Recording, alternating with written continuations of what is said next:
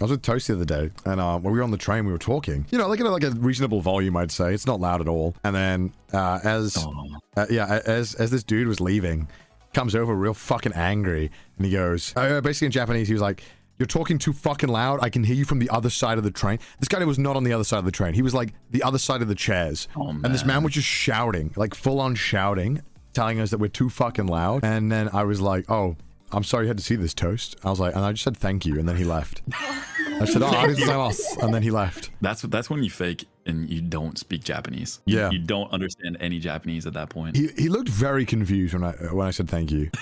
I mean, that's the best response you probably could have. Yeah, because I was like, I don't want to talk to this guy. But I felt bad, and I was like, and Toast was like, "Was that like racist?" And I'm like, I don't know, maybe like.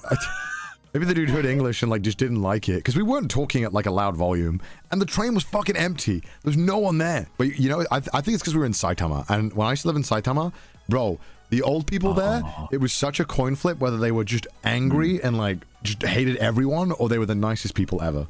Yeah. Because in Tokyo, they don't give a fuck. Yeah. It's like a different country in Tokyo for sure. Saitama old people are crazy, dude. They're so miserable because they live in Saitama. Yeah, I'm lucky. I was so remote that like they didn't really get tourists that much.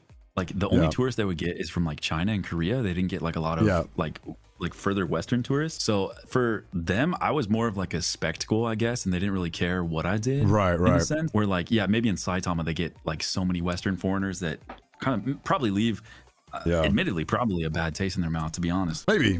Like, I'm sure the dude had some bad experiences, but just getting angry, people talking at like a normal volume on the train, it's like, bro, what the fuck's wrong with you? Are you like, is your life that pathetic that you get angry at people talking on the train? Yeah. Unfortunately, that happens a lot. There are some dudes who go on the train and they just want everyone to be silent, like no one talking, and it's like, just get over it. Yeah, they think they're like the main character, I guess. Yeah, I think so. Yeah. I don't know, just like people yelling at people in public in general is so like, I can't wrap my head around in a person. It's weird because this dude was getting on our case for being loud, and then he immediately causes a scene by shouting at us. So like, how does that fix anything? I'm like, well, I don't understand this, because he just kept saying our voice was too loud and that he could hear us from the other side, and I'm like, what do you want? Like, just leave us alone. Because like, what can you do? What am I gonna do? Push an old man? Yeah. He's like, get off me, pops.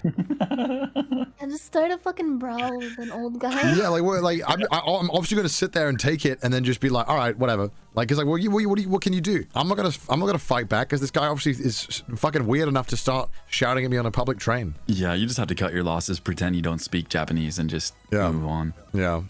You're not gonna win that argument ever.